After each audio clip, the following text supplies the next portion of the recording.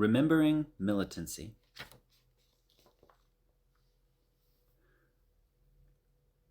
In order to develop a politically useful and socially relevant narrative of what has happened, individual experiences have to be synthesized with others. If radical militants can employ effective storytelling techniques, they can improve their analysis and their unity, in effect strengthening their strategy and revolutionary praxis more generally. In theorizing on the relationship between remembering, narrating, and storytelling, I will situate in a radical political context the responsibility of choosing which events to include in a narrative, the significance of including or omitting particular details, the possibility of focusing on certain events, moments, objects, reactions, etc., and the distinction between the militant remembering and the narrator telling. The militant remembering. If militants want to understand their full responsibility in telling personal stories, they must theoretically distinguish themselves in the present from themselves in the past. In the present, militants are authors, and, as such, have complete control over the narrative they are making. The narrator, however, is the voice of a particular narrative. Even if the story is told from a first-person perspective, the author never becomes the narrator. Recounting is not re-experiencing, and this distinction is essential in understanding the freedom of storytelling and how it relates to revolutionary praxis. In a narrative about the past, the narrator is a boundary marker, contrasting past from present and differentiating representation from reality. The narrator holds a position that allows the past to be analyzed, rather than just experienced again. When remembering, militants, who are real people, are no longer taking part in the past action. The I in a story is not an actual person and has no ethical decisions to make or goals to achieve. Characters struggle within stories, not outside of them. Their problems are representations, but real people have real problems. While storytelling does not directly determine the future of our movements, it does determine our past. When remembering something in the moment, people tell themselves stories. Therefore, narrative has an immediate effect on the actions of militants and others struggling for revolutionary change. And the intrapersonal monologues of militants, activists, and organizers become socially relevant through the acts of telling and retelling. Once a memory is shared with someone else, it becomes a fixed version of the past.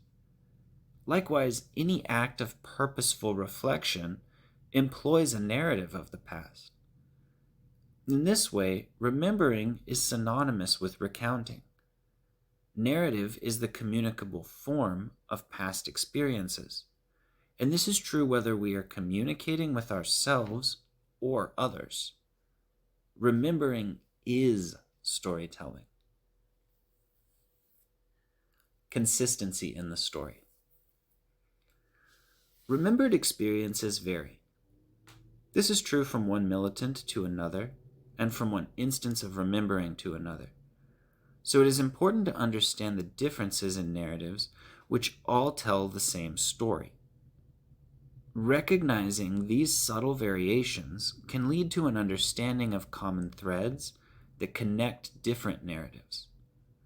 Reflection on these threads can be transformative for one's relationship to the past because it allows for the analysis of details related to decision-making, both in the original experience and when remembering. This kind of methodological analysis could have positive effects on the communicative practices within groups and organizations, not to mention the potential strategic and theoretical benefits.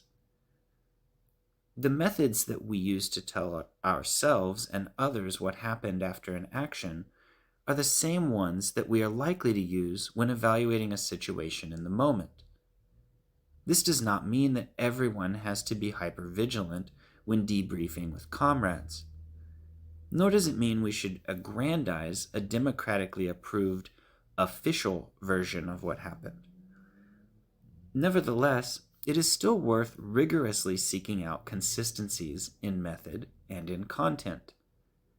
Not to weed out false and traitorous narratives, but to become familiar with the specific elements that are being changed, such as the vocabulary, the tone, or the order of the events, the focalization, the point of view, or the descriptive style.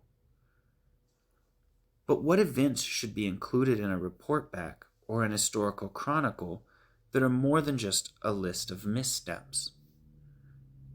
The facts that such and such action did not result in social revolution and that capitalism did not fall obscure the specifics. The question, what was important, still has to be asked. The story of what happened still has to be told. Once there's a narrative to analyze, you can tell what is and what was ideologically important by what is included and what is not. By articulating their accounts of what happened, militants accept the ideological responsibility that comes with storytelling. Whenever memories are represented in discourse, written or otherwise, people resolve contradictions related to their ethics and their freedom. The choices we make when recounting the past, like what to put in and what to leave out, reveal our ideological values. They show what we care about most. Once the most obvious events are surrounded by details and other less obvious events, all of the pieces of the puzzle of what happened reorient the story's meaning. Through analysis, this shifting can lead to the revelation of key details, previously overlooked events in the story, and orthodox beliefs about the past. Variation in the narrative. There can be several uses for a narrative. You might need to tell your comrades about what happened. You might need to tell yourself about the past in order to refocus yourself in the present. Or you might need to tell a partner or friend about an existential crisis that you experienced when engaged in revolutionary work. Regardless of the audience, it's important to have the skills to tell the story differently, depending on its intended use. This approach to storytelling recognizes human freedom and willingly accepts our responsibility in recounting the past. Cultivating these differences in storytelling is often considered dishonest, as if changing a narrative is somehow changing truth. Our liberal, conservative, and fascistic critics prefer that society selects a single version of what happened in the past as orthodoxy. But the true story is an idealized and authoritative narrative, which pretends that a representation of the past is the past itself. The authority and weight given to a single account of the past is an unjustified hierarchy of experience. Only by rejecting personal responsibility and human freedom, both to tell and to interpret, can one assume that there's a singularly true version of what happened. Memories shared with others are recounted stories. They contain within them elements which require interpretation in the present. Our stories are not recreations of the real past, so we should not tell them without awareness of their potential consequences today. In telling stories, we cannot pretend that the past has already occurred, and therefore has no new effect on the current situation. Since what happened in the past is distinct from the recounting that happens in the present, there are perpetually new decisions to be made with regards to our history. The ever-present ethical task of militants engaging in revolutionary praxis is to intentionally tell and retell what they have experienced. So, when telling a story, militants should consider the theoretical, ideological, strategic, and revolutionary implications of what they say. They should consider the effects on themselves, on others, and on history. It is not wrong or embellishing to recount things in a certain way to someone newly interested in revolutionary politics. However, this same narrative style would not be sufficiently critical when communicating with other militants. By recognizing this multiplicity of possible narratives, all telling the same story, militants can be both critical and self-congratulating about the same event. This keeps morale high while not ignoring the need for reflection and improvement.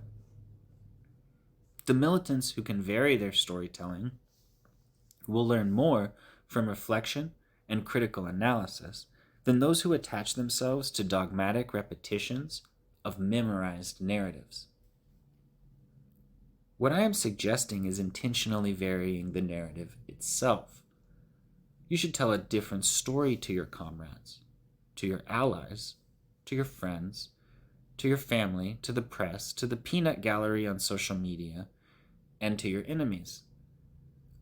If revolutionaries ignore the intentional aspect of narrative discourse, we will surely be the only side of the struggle to do so. The capitalist masters of this global system do not hesitate to manipulate narratives at their will, and our shirking of responsibility in recounting the past, our hiding behind fidelity to a reductive version of truth, is a conservative argument. We should tell different versions of what happened because our personal narratives are not gospel. They're representations and will themselves change.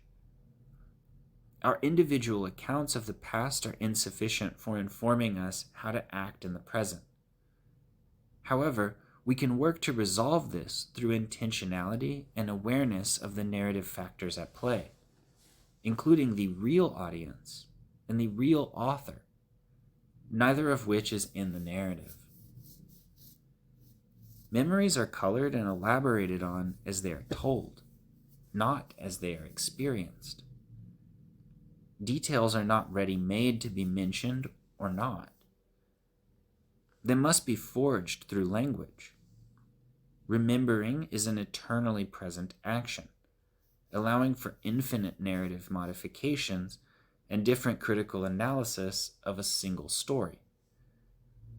So, even militants with first-hand accounts are not in a position of authority regarding the totality of the past or its interpretation.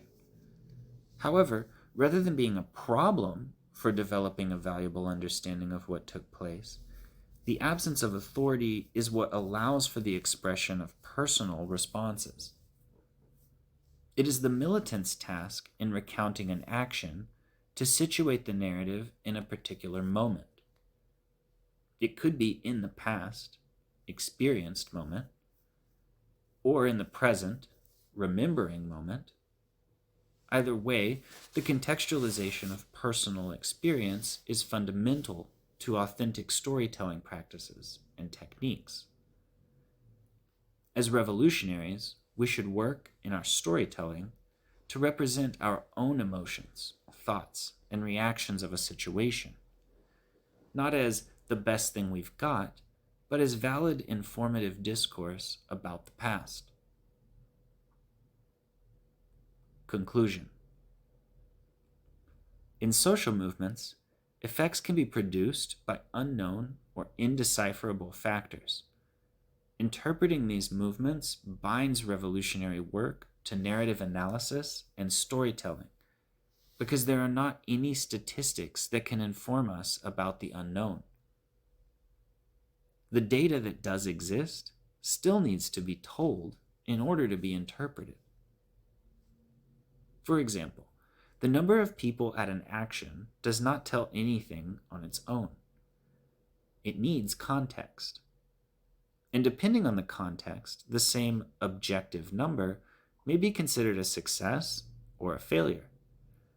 It matters what kind of action we're talking about in order to determine whether 100 people is a lot or not. The same can be true for a handful of participants. Their significance depends on context. In revolutionary politics, when militants recount the past, there is an obligation to contextualize the facts through ethical and responsible storytelling. With a better understanding of the way that narratives are constructed, organizations can more effectively analyze and incorporate qualitative data and personal experiences into strategic decision-making. By comparing stories through a consistent method, previously overlooked differences will become apparent.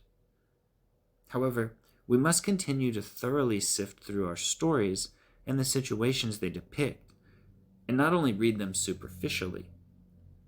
Militants are not helped in their critical analysis by general conclusions that can be applied to any situation, as a kind of magic bullet method.